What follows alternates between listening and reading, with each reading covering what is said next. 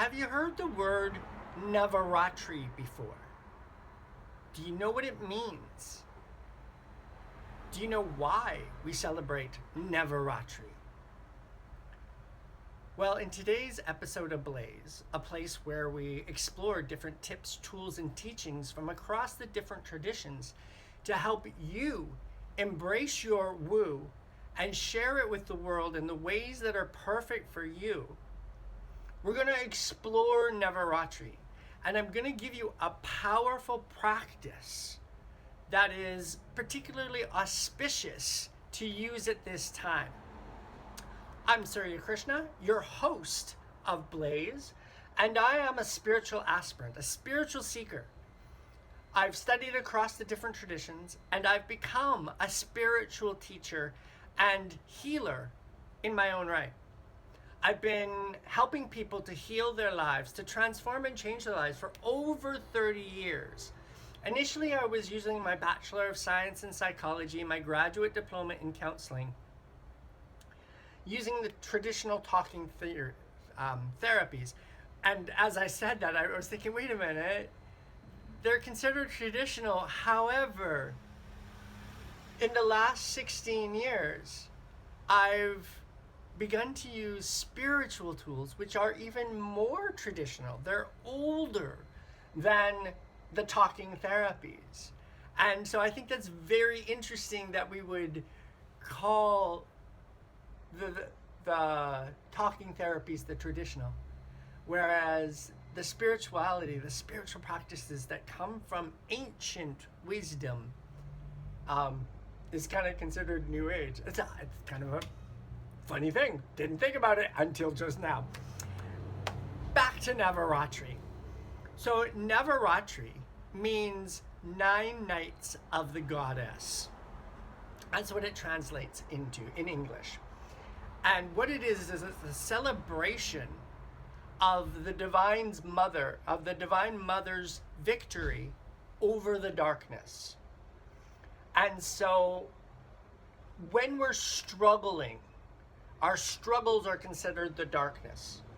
And so it's a really good time to call in help, particularly in the form of Durga.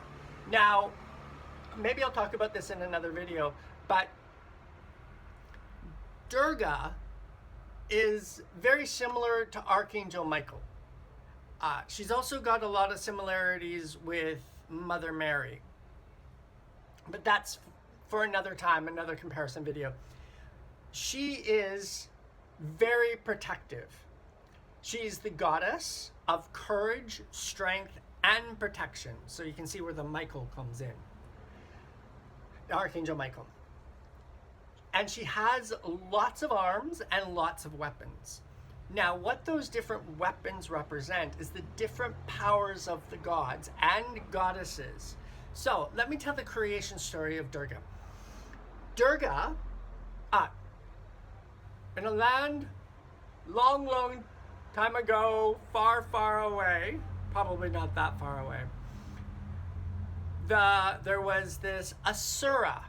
Now, side note, Asura, what the East calls Asuras, we would call demons.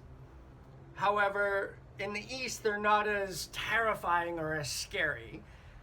They're not someone we want to necessarily hang out with, but they're not perceived as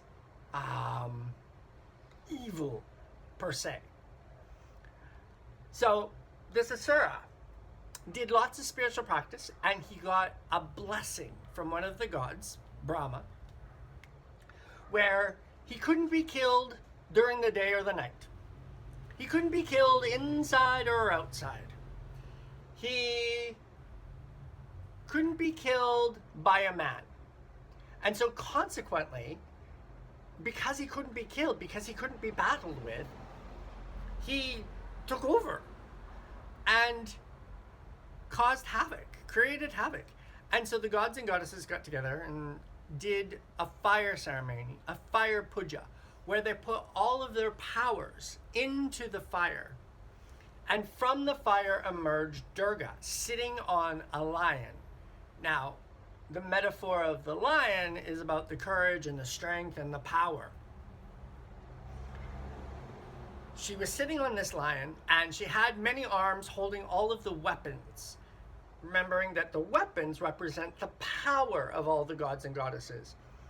And I think it's important to realize that love is the true power. And so if you look at images of Durga, she's either smiling or just very calm and peaceful as she battles these demons.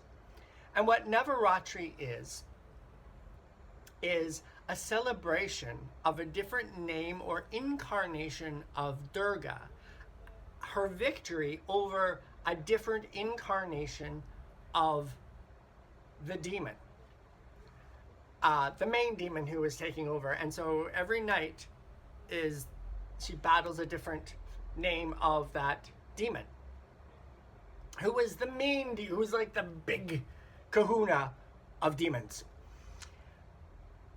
And then the 10th day of Navaratri is called Darasara, which is the day of celebration. And like I said, Navaratri is about the victory of light and love over the darkness. And so we can call on Durga, especially at this time, to help us with whatever it is that we're going through, whatever challenges that we're facing.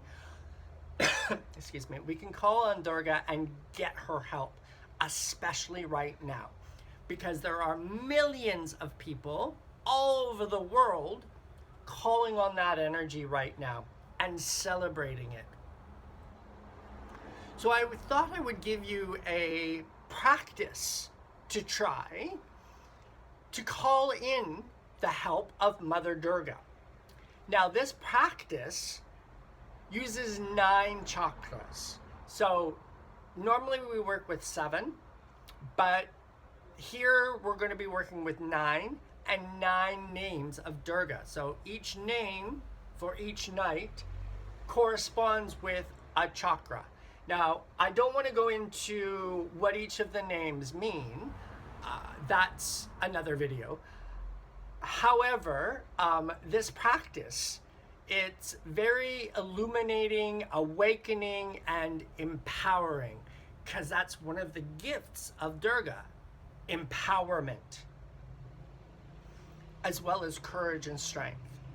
So this practice calls the Divine Mother as Durga to awaken in each of your 9 chakras. So the 9 chakras are the base chakra at the base of the spine, sex chakra around the pubic bone, solar plexus chakra at the solar plexus, where the ribs meet, heart chakra in the middle of the chest, secondary throat chakra, which is between the heart and the throat chakra, ajna chakra, soma chakra, which is above the ajna chakra, and then the crown chakra that sits on top of your head. And so what I recommend is, before you do this practice, do some clearing, do some healing around that cleans out your chakras, that cleans out your energy body, because we're going to be bringing in more light. And the light just illuminates what's there. And so ideally, we don't want the bad stuff. We don't want the negative stuff to be illumined, to come into our life, because when it becomes illumined, it births into our lives. So I highly recommend doing a purification or clearing practice before you engage in this practice. What I would recommend is one of my teacher's meditations called Your Chakras. Phenomenal meditation. It's one of the first ones that I started with. You can get it at shaktidurga.com. And it just goes through each of the chakras and clears them out. It's a very good clearing. You could also smudge. You could, although I I would go deeper than just a smudge. I would actually work on each chakra. You can use a salt bath or a salt scrub in the shower to clean out the energy body. Swim in the ocean. Get a healing. Getting a healing is a great idea.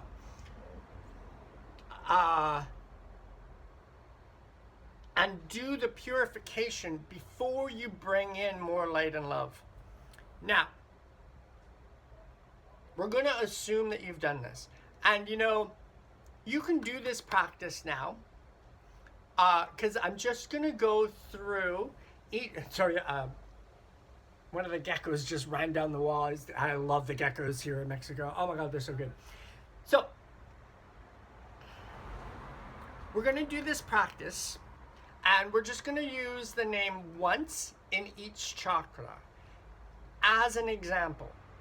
And so, if you haven't done any purification, that's okay, because this is just a sample. When you do this practice on your own, that's when I would do more purification. Yeah. If you have questions about that, please feel free to email me or direct message me. My email is surikrishna.healings@gmail.com. And if you want it, maybe just direct message me. And I will help you out with the purification.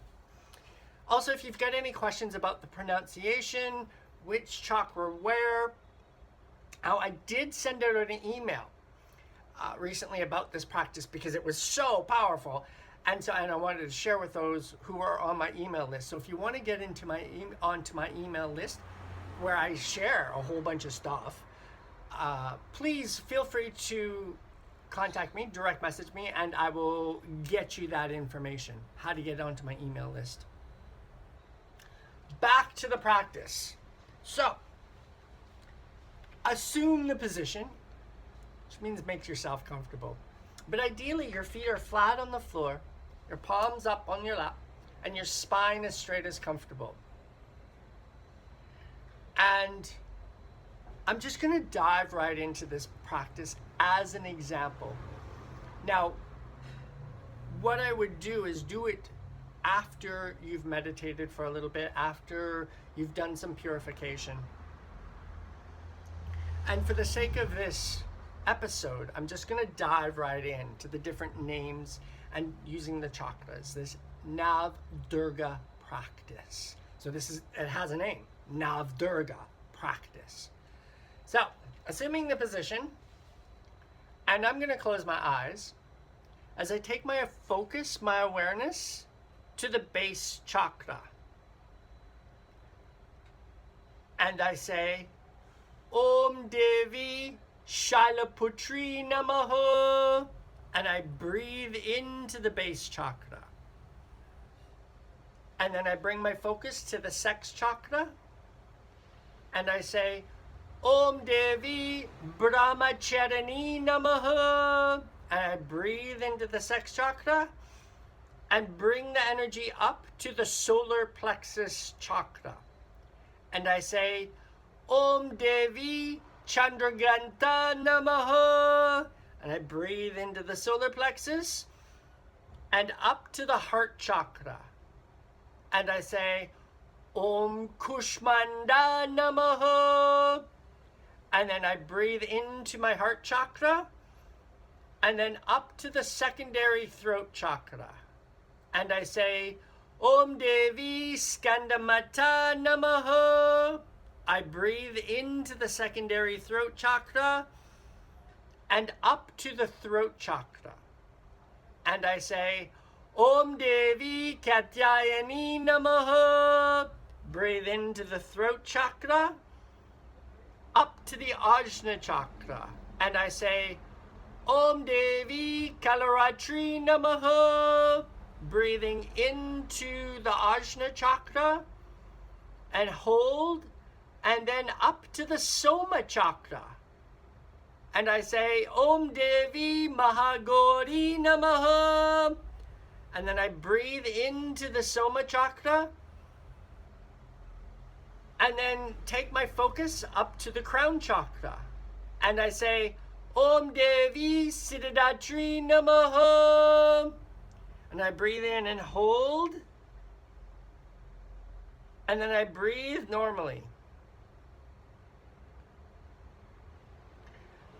And then I contemplate on Durga. And I ask for Mother Durga's help with whatever it is that I'm struggling with.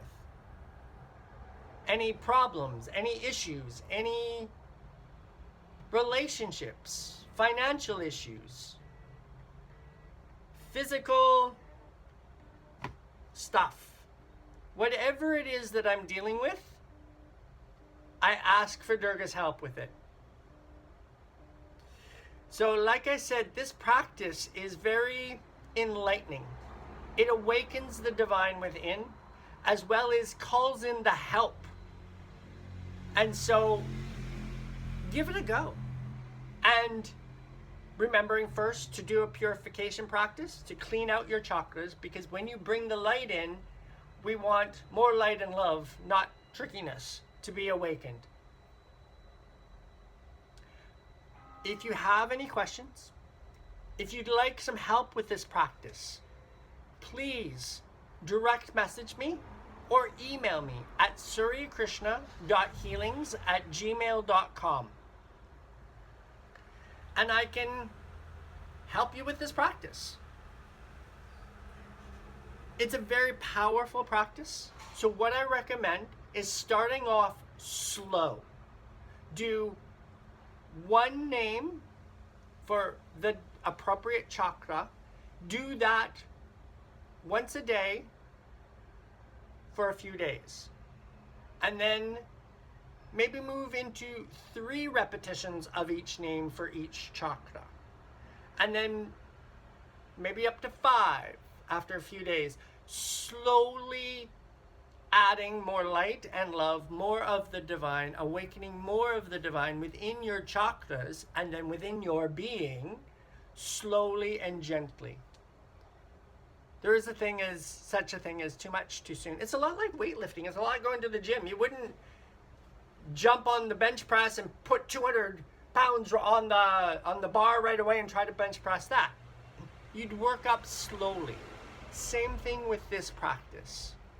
Start off with 1 name for each chakra, then go to 3, then maybe 5.